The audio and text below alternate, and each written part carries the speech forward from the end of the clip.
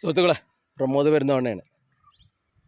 ഞാൻ തെക്ക മലമ്പുഴയാണ്. അതായത് മലമ്പുഴയിൽ നിന്ന് പൂക്കുണ്ട്, വേലാമ്പറ്റ, കവ, ആനക്കല്ല് ഭാഗത്തേക്കൊക്കെ മുട്ടിക്കണ ഒരു പാലത്തിൻ്റെ മുകളിലാണ്. ഞാൻ 90-92 മലമ്പുഴ ITIയിൽ പഠിക്കുന്ന കാലം.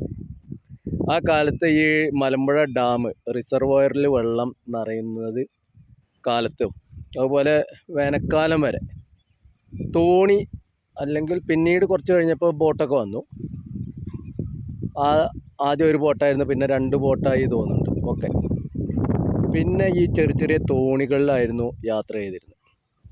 അപ്പോൾ പലവട്ടം മലമ്പുഴ ഡാമിൽ നിന്ന് മലമ്പുഴ ഡാമിൻ്റെ അവിടുന്ന് ആനക്കല്ല് കവയിലേക്കൊക്കെ ഞങ്ങൾ തോണിയിൽ യാത്ര ചെയ്തിട്ടുണ്ട്. അങ്ങനെ ഒരു വട്ടം കൂട്ടുകാരുമായിട്ട് പോകുന്ന വഴിക്ക് എൻ്റെ നാട്ടിൽ നിന്ന് വന്ന പെരുന്തവണ്ണയിൽ നിന്ന് വന്ന കൂട്ടുകാരോടൊപ്പം പോരുമ്പോൾ വളരെ അത്ഭുതകരമായിട്ടാണ് അപകടത്തിൽ നിന്ന് രക്ഷപ്പെട്ടു. കാറ്റടിച്ചിട്ട്, ചെറിയ തോണിയായിരുന്നു, കാറ്റടിച്ചപ്പോൾ പിന്നെ മറയാൻ പോയി. എന്തായാലും അന്ന് ഭാഗ്യം കൊണ്ട് രക്ഷപ്പെട്ടു. അങ്ങനത്തെ ഒരു കാലഘട്ടം. ആ 91-92 കാലഘട്ടത്തിലാണ് ശിവദാസ മേനോൻ വൈദ്യുതി വകുപ്പ് മന്ത്രി ആയിരിക്കണ കാലത്ത് നായനാര ഗവൺമെൻറ്റിൽ അവിടേക്കുള്ള വൈദ്യുതികളുടെ കാലുകൾ ഉണ്ടാക്കി വെച്ചത്. അതിന് ശേഷം VS അച്യുതാനന്ദൻ ഈ മണ്ഡലത്തെ പ്രതിനിധീകരിക്കുകയും മുഖ്യമന്ത്രി ആവുന്ന സമയത്താണ് അവിടുന്ന് മണലെടുക്കുക, ഡാമിൽ നിന്ന് മണലെടുത്ത് ആ മണൽ കൊണ്ട് ഉള്ള പൈസ എടുത്തിട്ടാണ് ഇവിടേക്കുള്ള ഒരു 25 കിലോമീറ്ററോളം റോഡ് വെട്ടിയത്. ഇതിലൊക്കെ ഇടതുപക്ഷ ഗവൺമെൻറ്റിൻ്റെ നല്ലൊരു സ്വാധീനം ഉണ്ടായിട്ടുണ്ട്. കാരണം മലമ്പുഴ പഞ്ചായത്ത് വളരെ വർഷങ്ങളായിട്ട് LDF ഭരിക്കണം. അപ്പോൾ അതിൻ്റെ ഇതായ ഒരു ചട്ടക്കൂടിൽ ഇവിടുത്തെ ജനങ്ങളും ഇവിടുത്തെ MLA പ്രഭാരേട്ടനും ഒക്കെ ഇടപെട്ട് ഈ പാലം പണി ഇപ്പോൾ ഈ കാണുന്ന പാലം പണി യാഥാർത്ഥ്യമാവാൻ പോവുകയാണ്. അതിൻ്റെ മുമ്പ് അതാ ഒരു പാലം കൂടി നിങ്ങൾക്ക് കാണാം. ആ പാലത്തിൻ്റെ മുകളിലായിരുന്നു ആടിൻ്റെ ഷൂട്ടിങ്, ആട് 3യുടെ ഷൂട്ടിങ്.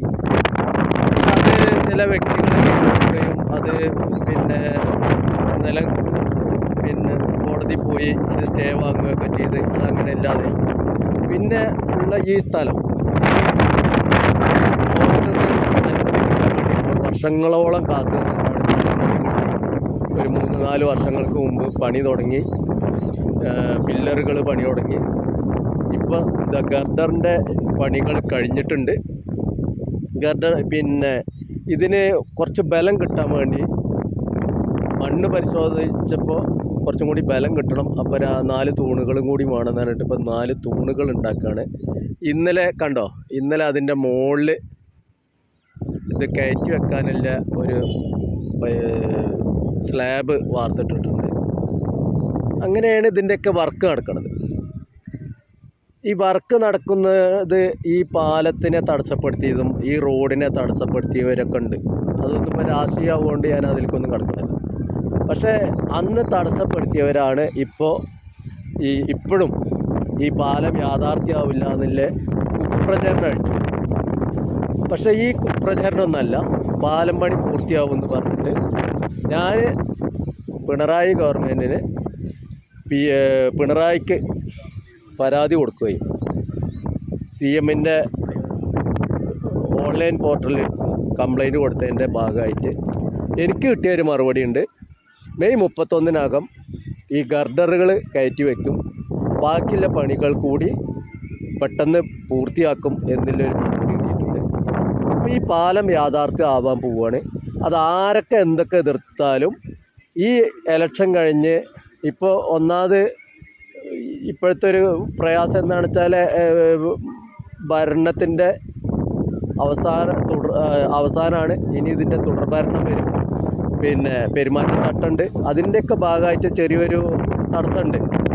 അതിനൊക്കെ തരണം ചെയ്ത് ഈ ഗവൺമെൻറ് വീണ്ടും ഇടതുപക്ഷ ഗവൺമെൻറ് വരുന്നതോടുകൂടി ഈ പാലം യാഥാർത്ഥ്യമാവുന്നില്ലതിന് യാതൊരുവിധ തർക്കമില്ല, ഒരു പ്രയാസമില്ല. പിന്നെ ഇത് സ്വകാര്യ വ്യക്തിയുടെ ഭൂമിയല്ല, പിന്നെ ഫോറസ്റ്റിൻ്റെ സ്ഥലത്ത് കൂടെയാണ് വന്നിട്ടുള്ളത്. അതിന് കേന്ദ്ര ഗവൺമെൻറ്റിൻ്റെ അനുമതിയും കാര്യങ്ങളൊക്കെ കിട്ടിയിട്ടുണ്ട്. അതുകൊണ്ട് തന്നെയാണ് ഈ പണി പൂർത്തിയാവുകയും ചെയ്യുന്നത്. ഇനി ഇത് ആര് തടസ്സപ്പെടുത്തിയാലും ആര് സ്റ്റേക്ക് പോയാലും നടക്കില്ല. അപ്പോൾ 2 ഭാഗത്തിലെ ഗർഡറുകളുടെയും പണി കഴിഞ്ഞിട്ടുണ്ട്. ഇനി ആ സെൻട്രലായിട്ട് ഒരു 2 ഗർഡർ അതിൻ്റെ പണി കോയമ്പത്തൂർ നടന്നുകൊണ്ടിരിക്കുകയാണ്. അതുകൂടി കൊണ്ടുവന്ന് വെക്കും. പിന്നെ അവിടെ ഒരു നിങ്ങൾ കാണുന്നുണ്ടാവും മണ്ണിട്ട ആ സ്ഥലത്ത് അവിടെ ഒരു പുഴ ഗതികൾ മാറ്റി വിടണം, എന്നാലാണ് അവിടെ വർക്ക് നടത്താൻ പറ്റും. അപ്പോൾ അങ്ങനെയുള്ള കാര്യങ്ങൾ, കുറച്ച് കാര്യങ്ങളും കൂടി ചെയ്ത് പിന്നെ നമ്മുടെ തൂതപ്പാലം യാഥാർത്ഥ്യമായത് നിങ്ങൾക്കറിയാം. 3 വർഷം കൊണ്ടാണ് തൂതപ്പാലം യാഥാർത്ഥ്യമായത്. അതേപോലെ തന്നെ ഇതിനൊരു തടസ്സം വന്നത് കഴിഞ്ഞ വർഷം വെള്ളം പെട്ടെന്ന് കയറി, പെട്ടെന്ന് മഴ വന്നു. ഏപ്രിൽ മെയ് മാസം ആയപ്പോഴേക്കും വെള്ളം കൂട്ടിയിട്ട് ഇവിടെ പണി പൂർത്തിയാക്കാൻ കഴിഞ്ഞില്ല.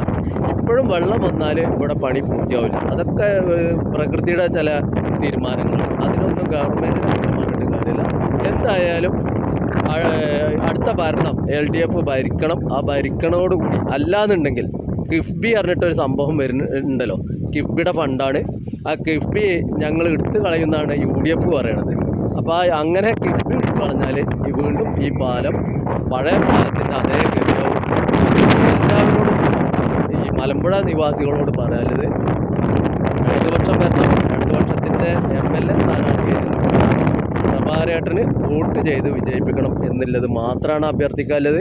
അദ്ദേഹത്തിൻ്റെ ചിഹ്നം അരിവാൾ ചുറ്റിക നക്ഷത്രമാണ്.